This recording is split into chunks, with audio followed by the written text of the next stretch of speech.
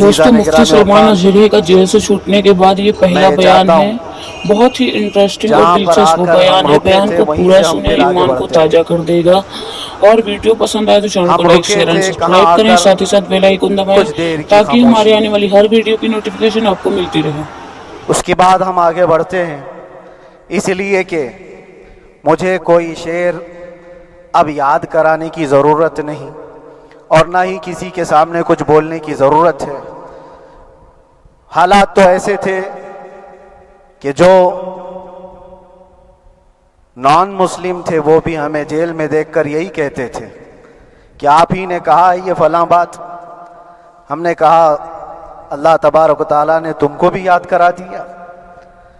میرے عزیزو، ستیزہ کار رہا ہے ازل سے تا امروز، شرار بو لہبی سے چراغ مصطفی بھی۔ یہ آج کل کے معاملات نہیں، ابتدا سے حق اور باطل کے معرکے ہوتے رہے۔ لیکن ایک بات میں آپ سب کو بتانا چاہتا ہوں، مظفر کو مقید نہ سمجھ اے سیاد۔ سیدنا مظفر حسین کچھوچوی رحمت اللہ تعالی علیہ جیل گئے تھے، قید میں تھے، تب انہوں نے یہ شعر کہا تھا کہ مظفر کو مقید نہ سمجھ اے سیاد، میری یہ اسیری بھی سنت آبائی ہے۔ میرے آبا و اجداد کی سنت ہے جس پر میں عمل کر کے آ رہا ہوں، میرے بزرگوں کی یہ سنت تھی۔ بہرحال جن کو جس راستے سے مجھے گزارنا تھا، لوگوں کے دلوں میں یہ ٹھنڈک تھی شاید کہ زبان بند کر کے چند دنوں کے لیے قید کر دیا جائے، مگر میرا عقیدہ یہ تھا کہ اللہ تبارک و تعالی جب تک چاہے کہ کوئی اس کے لیے پابندی نہیں لگا سکتا۔ وَإِن يَمْسَسْكَ اللَّهُ بِضُرٍّ فَلَا كَاشِفَ لَهُ إِلَّا هُوَ۔ رب تعالیٰ فرماتا ہے اگر اللہ تعالیٰ تمہیں کوئی مصیبت دے تو اس کے علاوہ کوئی ٹال نہیں سکتا۔ وَإِن يَمْسَسْكَ اللَّهُ بِخَيْرٍ فَلَا رَادَّ لِفَضْلِهِ، اور اللہ کسی کو بھلائی دے دے تو پھر اس کو روک بھی کوئی نہیں سکتا۔ مولا تبارک و تعالیٰ اگر کسی کو کوئی مقام عطا کر دے تو ہزاروں کیڑوں کے پھڑپڑانے سے وہ مقام ختم بھی نہیں ہو سکتا۔ اللہ تبارک و تعالیٰ جس کو بڑھانا چاہے اس کے لیے کوئی راستہ رکاوٹ نہیں بن سکتا۔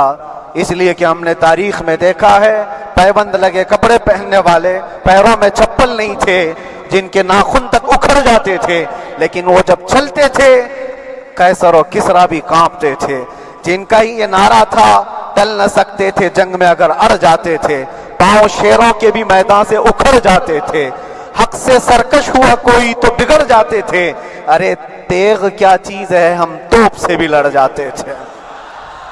یہ وہ صحابہ کرام اور اسلاف کرام، ان کا یہ معمول تھا۔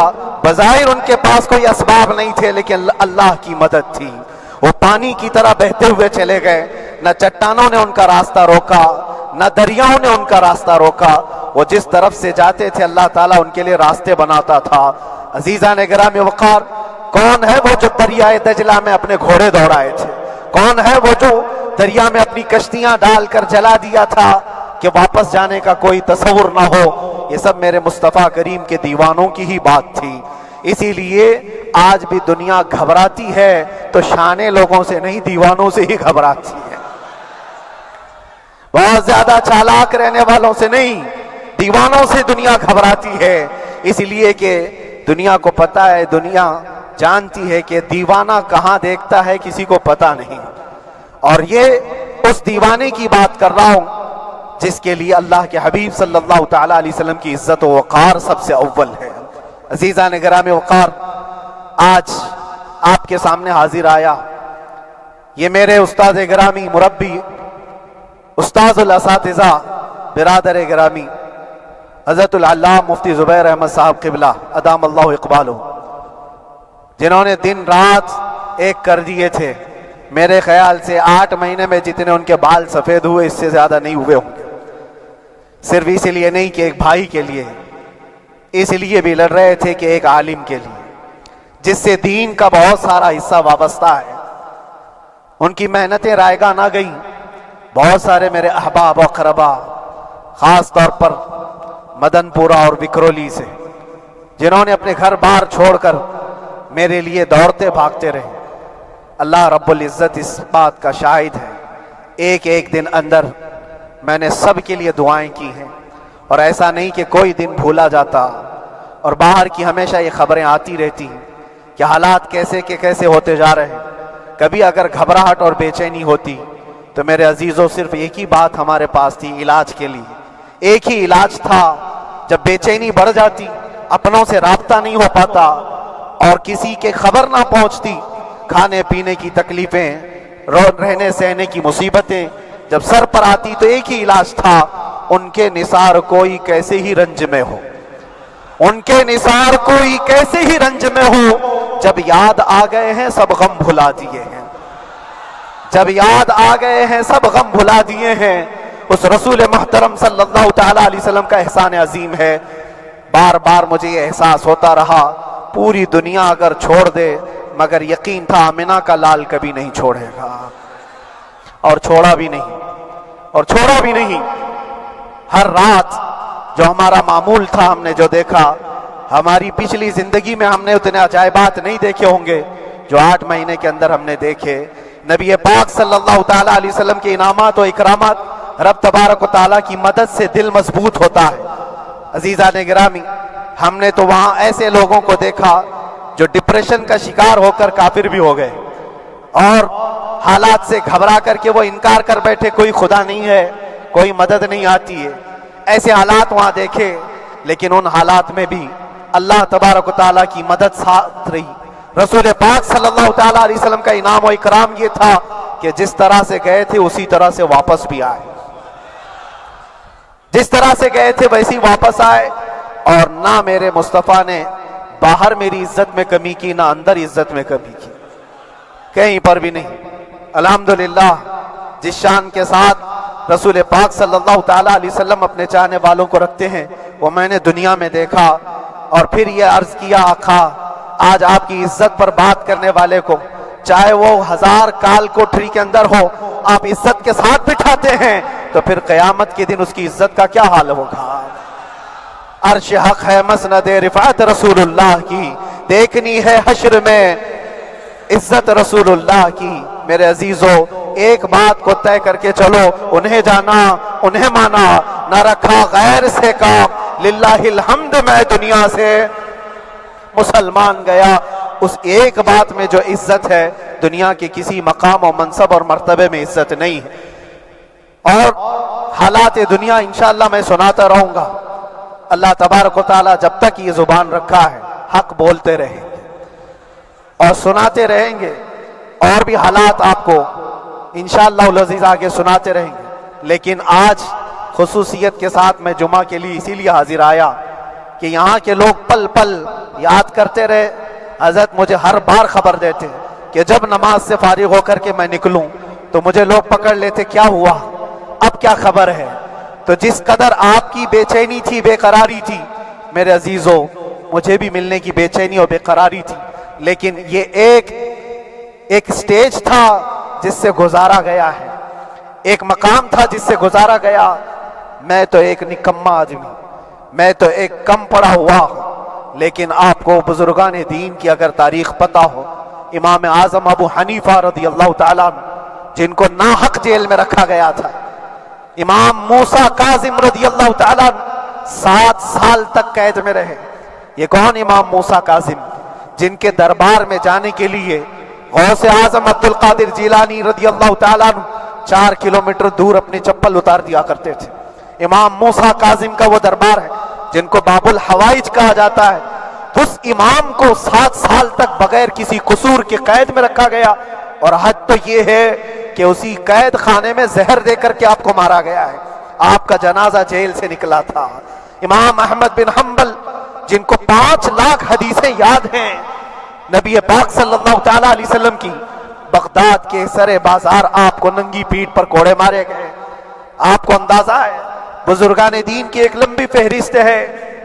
جب میں وہاں گیا تھا تو ایک بزرگ کی بڑی یاد آئی، وہ تھے حضرت مجدد الفسانی رضی اللہ تعالیٰ۔ اکبر جیسے ڈکٹیٹر کے سامنے، اس زمانے کے سب سے بڑے ڈکٹیٹر بادشاہ کے سامنے آپ نے حق بات کا اعلان کیا تھا۔ مجدد الفسانی رحمۃ اللہ تعالی علیہ نے فرمایا تھا کہ اسلام نام سے جو دین ہوگا وہ محمد عربی کا لایا ہوا ہی دین ہوگا، کسی اور بادشاہ کا بنایا ہوا نہیں ہوگا۔ اس بات پر آپ کو قید میں ڈالا گیا تھا، 8 سال تک قید میں رکھا گیا۔ 8 سال میں بادشاہ مر بھی گیا، بیٹا بادشاہ بنا، لیکن کسی نے آ کر جہانگیر کے سامنے یہ بات رکھی کہ آپ کے باپ نے جس مولانا کو قید میں ڈالا تھا گوالیار کی جیل میں، 8 سال میں جیل کا نقشہ بدلا ہوا ہے۔ تو بادشاہ نے پوچھا ہوا کیا ہے؟ کہا کہ اس مولانا نے 8 سال میں تقریباً 700 قیدیوں کو عالم بنا دیا ہے۔ درس حدیث، درس تفسیر، قرآن کا علم، نمازیں جماعتوں سے وہاں اس طرح ادا ہوتی ہیں جیسے لگتا ہے گنبد خضرا کی چھاؤں میں ہے۔ رب تبارک و تعالیٰ کا یہ احسان عظیم تھا۔ ان 8 مہینوں میں بحمدہ تعالیٰ میں نے اپنی لائف میں کبھی اتنی امامت نہیں کی تھی جتنی وہاں امامت کیا، اس لیے کہ پابندی نہیں ہو پاتی۔ جب جب امام رہا مسجد میں چھٹیاں ہوا کرتی تھی، ادھر ادھر آنا جانا، لیکن وہاں پر کبھی کسی نماز میں چھٹی نہیں ہوئی۔ اور امامت اللہ تبارک و تعالیٰ کو جہاں لینا ہے وہاں لیتا رہے۔ اور مجھے اس بات کا تھوڑا قلق تھا، 24 سال سے میں تراویح سنا رہا تھا، 24 تراویح ہو چکی تھی، رمضان المبارک کا 24 گزر چکے تھے، 25واں سال تھا، ظالموں نے مجھے رمضان سے پہلے اندر کر دیا۔ بار بار یہ خواہش ہوتی تھی کہ میری تراویح چھوٹنے نہ پائے، 25ویں تراویح ہے، 25ویں محراب ہے، لیکن رب تبارک و تعالیٰ کا احسان، اندر موجود سارے مسلمانوں نے یہ مطالبہ کیا کہ ہم یہاں جماعت سے تراویح قائم کریں گے۔ اور اب تک لوگ الم تری کیف والی تراویح کبھی کبھار پڑھ لیا کرتے ہیں، لیکن سارے لوگوں نے مل کر کے یہ اتفاقاً کہا کہ ہم پورا قرآن آپ سے سننا چاہتے ہیں۔ کیسے کیسے قیدی تھے، کیسے کیسے کرائم والے تھے۔ میں نے کہا آج میں ایک دن پڑھاتا ہوں، ایک پارہ پڑھوں گا، آپ کو اگر لگے تو بتا دینا، بھاری پڑ جائے، کیونکہ لوگ سارے کرمنل ہیں اور کئی طرح کے جرائم کیے ہوئے لوگ ہیں۔ نماز دین سے کہاں زیادہ رشتہ، کہاں ہو سکتا ہے یہ گھبرا کر بھاگ جائیں۔ ایک دن پڑھاؤں گا، اگر آپ کو لگے تو بول دینا، نہیں تو کل سے الم تری۔ پہلے دن تراویح پڑھائے، دوسرے دن سارے لوگوں نے کہا آپ نے ایک پارہ پڑھایا ہے، سحری تک بھی پڑھائیں گے تو انشاءاللہ کھڑے رہیں گے۔ یہ جو استقامت، یہ ساری چیزیں دلوں کا جمع ہونا اور ہماری طرف دلوں کو پھیر دینا بغیر اللہ کی مدد کے نہیں ہوتا، رسول پاک صلی اللہ تعالیٰ علیہ وسلم کے کرم و احسان کے بغیر نہیں ہوتا۔ وہ تراویح بھی پڑھتے رہے، تفسیر قرآن بھی سنتے رہے اور قرآن کی تعلیم بھی لیتے رہے۔ پھر مجھے اندازہ یہ ہوا کہ رب تبارک و تعالیٰ کی منشا یہ تھی کہ ہماری تراویح کی محراب کی سلور جبلی جیل کے اندر ہو جائے۔ مجھے اس بات کا کوئی قلق نہیں رہا کہ میری کوئی چیز چھوٹ گئی ہے۔ ہاں، عید، بقرعید، محرم، یہ تمام چیزیں لوگوں کی یاد تو رہتی، رشتہ دار، احبا، اقربا کی یاد، لیکن اللہ کی مرضی، میرا رب تبارک و تعالیٰ جو پسند کرے اس میں ہم راضی ہیں۔ اگر مولا یہ چاہتا ہے کہ میں تنہا پڑھوں تو اس کی رضا میں ہم راضی ہیں، اگر وہ چاہتا ہے کہ مجمع ہزاروں میں ہم نماز ادا کریں تو اس کی مرضی پر ہم قائم ہیں۔ عزیزان گرامی وقار، صبر و سکون کے ساتھ جو حالات گزرے اس میں سب سے بڑا کردار آپ سب کی دعاؤں کا ہے، سب کی دعاؤں کا۔ مشائخ، سارے پیران اعظام، تمام سلاسل کے اور ہر مسجد کے امام اپنے محراب اور منبر سے جو دعا کرتے رہے، یہ سارا ذخیرہ میرے لیے اتنا بڑا ہے جس کو میں بیان نہیں کر سکتا۔ ہر ایک کی جانب سے دعائیں، عورتوں، بچوں کی طرف سے منتیں، روزے، نہ جانے کیا کیا کر لیا۔ پھر مجھے اندازہ ہوا کہ صرف اپنے آرام، اپنے راحت کے لیے پھڑپھڑانے سے کچھ نہیں ہوگا۔ رب تبارک و تعالیٰ یہ چاہتا ہے کہ پوری امت مل کر کے اس فقیر کے لیے دعا کرے، اور اللہ تعالیٰ کو جب تک منظور تھا تمہاری دعائیں ہوتی رہی۔ بعض لوگوں کو یہ خیال بھی آیا، کچھ میرے احبا اقربا رشتہ داروں نے بھی کہا اتنی ساری دعائیں ہوئی، اتنی ساری دعائیں ہوئی، قبول کیوں نہیں ہوتی؟ ایک بات یاد رکھو، پوری دنیا مل کر کھڑے ہو کر دعا کرے، اللہ کی قدرت پر کوئی کام کرنا واجب نہیں ہے، اللہ پر کوئی چیز واجب نہیں ہے۔ اگر وہ اپنے فضل سے عطا کر دے تو اس کا احسان ہے، اس کا احسان ہے۔ اب چاہے وہ سال بھر میں قبول کرے کہ 5 سال میں قبول کرے، ایک بات یاد آتی ہے میرے عزیزوں، ہماری قید تو 8 مہینے کی ہوگی، ان بزرگان دین کی قید 8 سال 7 سال۔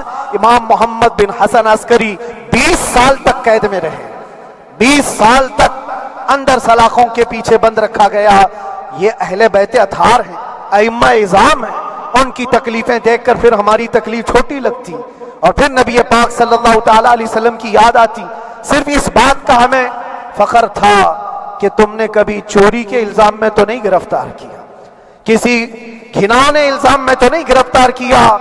ہاں اگر کسی بات پر گرفتار کیا ہے تو ان سے پوچھو تو اب یہ بولنے میں بھی شرم کرتے ہیں۔ مولانا کو کیوں گرفتار کیا ہے، مولانا کو کیوں اندر رکھا ہے، شرم آتی ہے بولنے میں، کیونکہ انہوں نے کچھ ایسا بولا تھا جس کو بولنے میں شرم آتی۔ کیا بولا تھا میرے عزیزوں، یہ ایک الگ کہانی ہے، ابھی میں اس پر کچھ گفتگو نہیں کرتا، اس لیے کہ ہر ایک کو یاد ہو چکی ہے، ہر ایک کو یاد ہے، میں اس کہانی کی طرف نہیں جاتا، لیکن اتنا مجھے آج اس ملک میں رہتے ہوئے احساس ہے کہ ابھی بھی انصاف ختم نہیں ہوا ہے۔ انصاف پوری طرح ختم ہو جائے تو اللہ کا عذاب آ جائے گا، اللہ کا عذاب آ جائے گا۔ چند لوگ نا انصافی کر سکتے ہیں، لیکن پوری کی پورے روئے زمین پر رہنے والے انسان نا انصافی کرے، ایسا نہیں ہوتا۔ ہمارے حق میں سپریم کی طرف سے جو انصاف آیا ہے، ہمارے دل میں اس قدر جگہ ہے آج، اور اس قدر احساس ہے کہ ہمیں یہ اندازہ آج بھی ہوتا ہے کہ چاہے کچھ بھی ہو جائے لیکن انصاف پوری طرح سے مر نہیں سکتا، انصاف پوری طرح سے مر نہیں سکتا۔ یہ ہمارا ملک عزیز ہندوستان کسی خاص آدمی کے ٹھیکیداری میں نہیں ہے، سبھی کا خون شامل ہے یہاں کی مٹی میں، کسی کے باپ کا ہندوستان تھوڑی ہے، ہمارا بھی ہے، آپ کا بھی ہے، سب کا بھی ہے۔ اور میرے عزیزو پتہ نہیں، یہ بھی شاید راحت اندوری صاحب کا شعر ہے، اور اس سے پہلے بھی کچھ بولا تھا، وہ بھی ان کا ہی تھا، تو ڈینجر ہی ہوا کرتا ہے۔ اللہ تبارک و تعالیٰ آپ سب پر فضل فرمائے، کرم فرمائے۔ جو چیز خاص طور پر بولنی ہے وہ یہ ہے، ان حالات سے آج جو گھبرائے ہوئے ہیں یہ وہ لوگ ہیں جو عیش پرست ہیں۔ میں کسی کو خاص ٹارگٹ کر کے نہیں کہنا چاہتا، لیکن بہت سارے وہ لوگ جو اثر و رسوخ رکھتے ہیں لیکن وہ آگے آنا نہیں چاہتے۔ دین اسلام پر حملے ہوں، حضور پاک کی عزت پر حملہ ہو، کسی کو بولنا نہیں ہے، کیونکہ پتہ ہے دیکھو اس مولانا کو کس طرح کی ہے، اسی طرح دوسروں کو بھی کر دیا جائے۔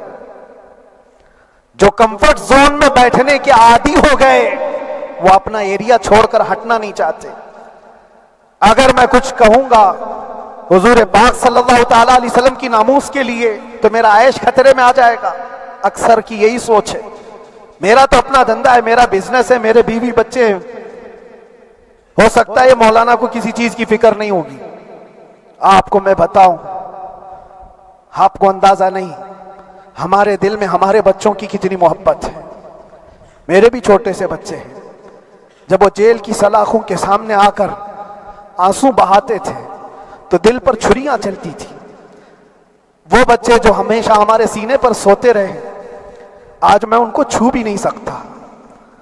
جب وہ سلاخوں کے پیچھے کھڑے ہو کر دور سے رو کر کے چلے جاتے 15 منٹ، تو کیا ہمارے دل میں بچوں کی محبت نہیں؟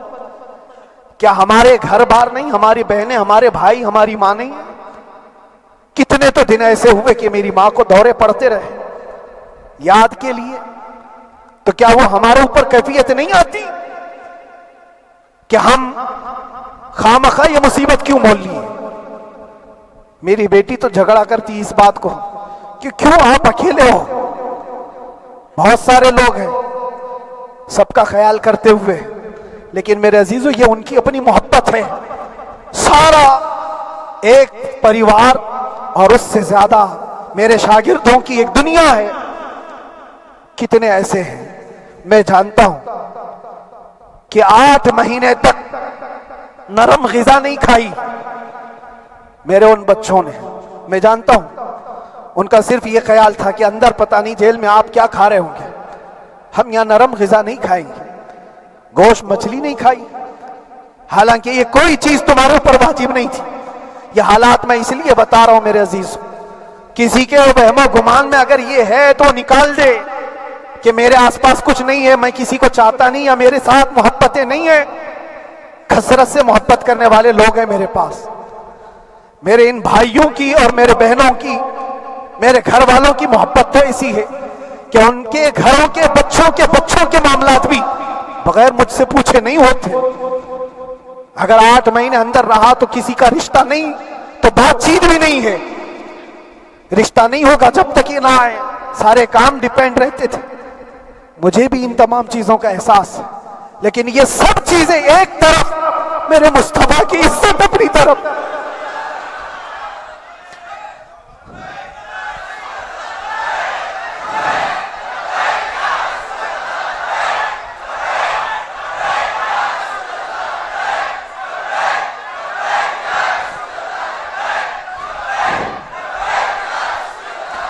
मेरे अजीजों,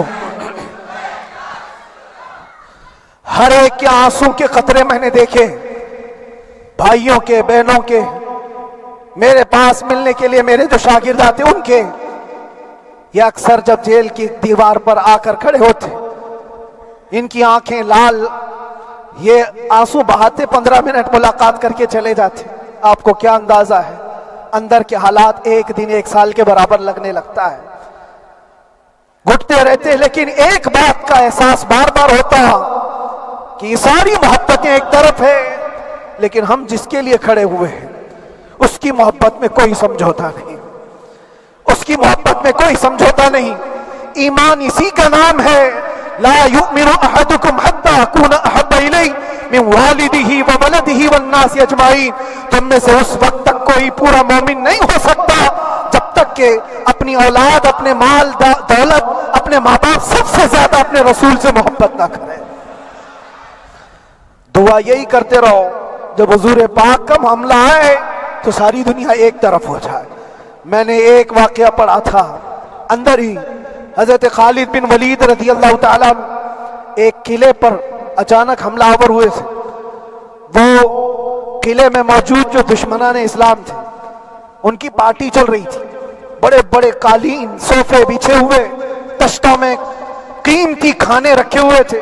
खालिद बिन वलीद के साथ जो लश्कर है, ये तो वो गरीब सहाबा थे जो पैबंद लगे कपड़े पहनते, एक खजूर पर पूरा दिन गुजारते।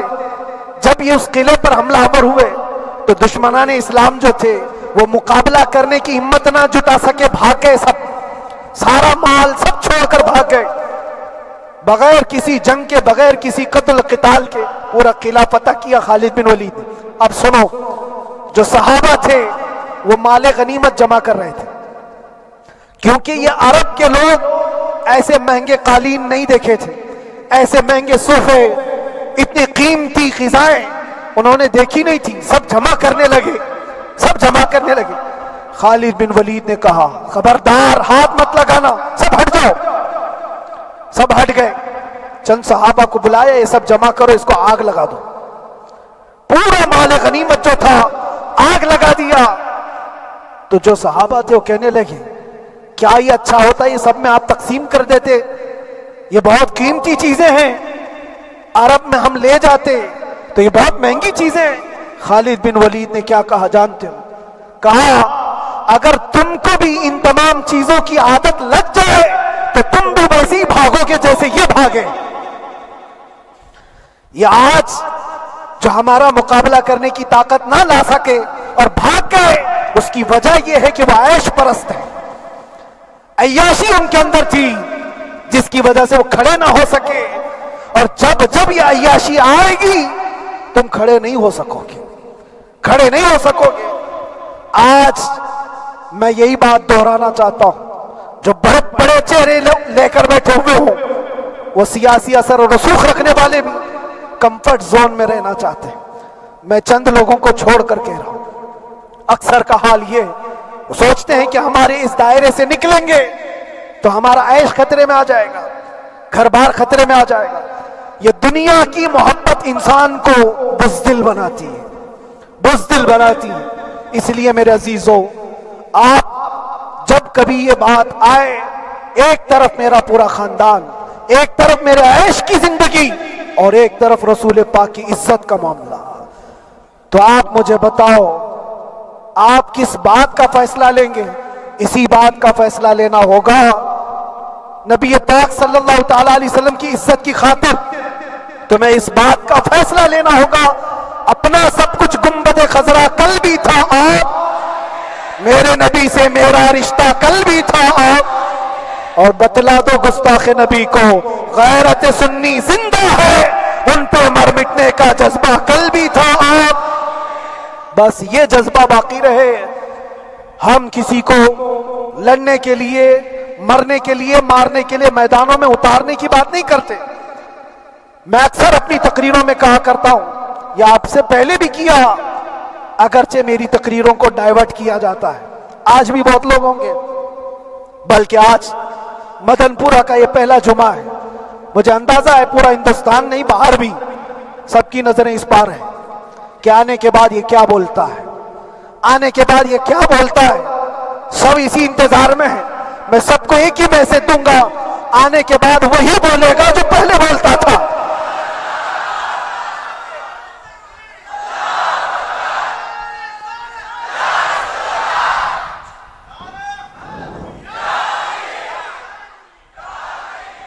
اگر کچھ غلط ہوتا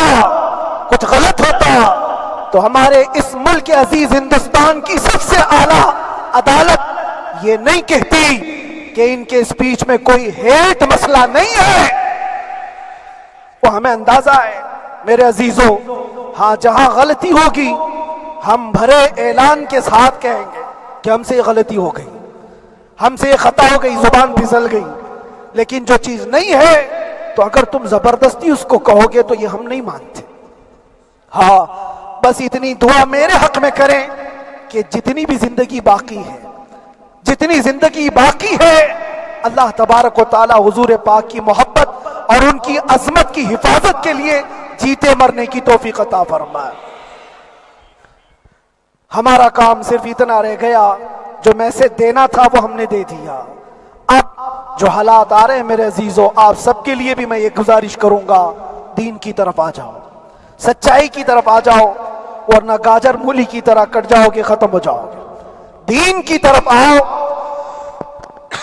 سچائی کی طرف آؤ، اور اسلام نے کہیں پر بھی تمہیں کسی طرح کے آتنک اور دہشت کی تعلیم نہیں دی ہے۔ کہیں پر کسی ٹیررسٹ کی کوئی بھی تعلقات کی کہیں مجھے کوئی بات بتا دو۔ اگر کوئی مسلمان اس طرح کی حرکتیں کر جاتا ہے جس کو یہ لوگ بدنام کرتے ہیں تو ہم سمجھتے ہیں اس کا اسلام سے تعلق نہیں ہوگا۔ اسلام سے تعلق ہوتا تو اس کے اندر صدیق اکبر اور فاروق اعظم کی ادائیں ہوتی۔ آج آپ کو وہ معاشرہ زندہ کرنے کی ضرورت ہے۔ میں نوجوانوں سے کہوں گا، بہت دن گزار لیے ٹک ٹاک پر مجرے، اور تمہارے اس انٹرنیٹ کی دنیا پر جس طرح تم نے آوارگی کر لی ہے، اب وقت کم بچا ہے۔ آ جاؤ میرے نبی پاک کی گنبد کی چھاؤں میں، عزت وہیں پر ہے، انہی کے قدموں میں عزت ہے، اور یہاں پر بھی ہے اور آخرت میں بھی ہے، آخرت میں بھی ہے۔ بس اس عزت کے لیے آپ سب سے میں گزارش یہ کروں گا، سچائی کی طرف واپس آ جاؤ، سچائی کی طرف واپس آ جاؤ۔ جو تمہاری نمازیں باقی ہیں اس کو پوری کر لو، اس سے پہلے کہ دنیا تم پر نماز پڑھ دے، اس سے پہلے کہ تمہارے جنازے کی نماز پڑھی جائے، اپنی نمازیں کمپلیٹ کر لو۔ اور علماء ذوی الاحترام کا ادب و احترام اپنے اندر رکھو۔ صرف اس بات کے لیے آپ کو میں احساس دلانا چاہتا ہوں کہ مجھے جس راستے سے گزارا گیا، جتنے دن قید و بند کی صحبتیں گزاری گئی، یہ صرف یہ میسج دینا تھا کہ پھر اس مولانا کا یہ ہو سکتا ہے تو چھوٹے چھوٹوں کی کیا کر دیں گے۔ ایسا اگرچہ آ جائے موقع تب بھی گھبرانے کی ضرورت تھی۔ آپ کو پتہ ہے اس ملک عزیز ہندوستان کی آزادی میں 30,000 علماء کو پھانسیوں پر لٹکایا گیا انگریزوں نے۔ انگریزوں نے 30,000 علماء کو کشمیر سے لے کر دلی تک ہر درخت پر ایک عالم کی لاش لٹکتی تھی. انہوں نے قربانیاں دی ہیں، قربانیاں بزرگان دین کے علماء ذوی احترام کی ہوئی ہیں. یہ اور بات ہے کہ اس جنریشن نے آج ہم کو دیکھا تو ان کو بہت بڑا لگتا ہے. یہ کوئی بہت بڑی بات نہیں تھی، بہت بڑی بات نہیں تھی. اس پروسیس سے بہت سارے علماء کو گزارا گیا ہے. سرکار مجاہد ملت رحمت اللہ تعالی علیہ ایمرجنسی کے زمانے میں 18 مہینے تک قید میں گزارے. 18 مہینے تک ایمرجنسی، وہ بھی ڈکٹیٹر کا زمانہ تھا. اس زمانے میں بھی آپ اندر رہے، لیکن باہر آنے کے بعد نہ آپ کے مشن میں کوئی کمی آئی، نہ آپ کی زبان میں کوئی لکنت آئی. اللہ حوالے جو ہے وہ اللہ کی رضا کی طرف اور رسول پاک کی رضا کی طرف ہوتے ہیں. ہم سب بھی اس مشن کو آج یہاں سے زندہ کرتے ہیں. جہاں سے ہم چھوڑے تھے وہیں سے آگے بڑھتے، جہاں سے ہم چھوڑے تھے وہیں سے ہم آگے بڑھتے ہیں. کسی کو اگر کچھ برا لگتا ہے تو وہ اس کے سمجھ کا قصور ہے، اس کے فہم کا قصور ہے. ہم نے کسی کو ٹارگٹ کر کے کبھی کہا نہیں، بلکہ یہ تو کامن بات ہے، ایک تو کامن کہی جانے والی بات ہے. فخر سے اگر کوئی آدمی اپنے گھر میں کہے کیا بات ہے مولانا آج صبح سے تمہارے گھر میں کچھ ہلچل نہیں ہے، کچھ ہلچل نہیں ہے. ہو سکتا ہے تمہارے گھر میں کوئی نہ ہو، تم اکیلے بیٹھے ہو، بیوی کہیں گئی ہے، ماں کہیں گئی ہے، گھر میں کوئی بنانے والا نہیں ہو، گھر میں خاموشی ہے، تو تم اگر اس کو جواب دے دو کہ کچھ دیر کی خاموشی ہے، شام میں آ جائے گی، کچھ دیر کی خاموشی ہے، شام میں آ جائے گی، تو کیا گناہ کیا؟ کیا گناہ کیا؟ اس کے حالات پر وہ بول رہا ہے، اس کے گھر میں خاموشی ہے اسی لیے بول رہا ہے.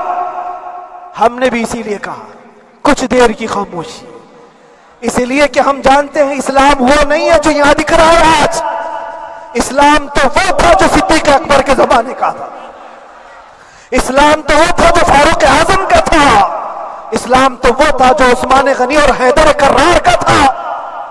تو وہ جو ہلچل تھی وہ خاموش ہے. صلاح الدین ایوبی کا دور تھا، وہ اسلام کی ہلچل تھی. تو میرا گھر آج خاموش ہے، اس لیے تو میں پکار کر کے رہا ہوں کچھ دیر کی خاموشی ہے. اور ہمیں اپنے رب سے یقین ہے یہ خاموشی ایک شام ٹوٹے گی، کوئی صلاح الدین آئے گا.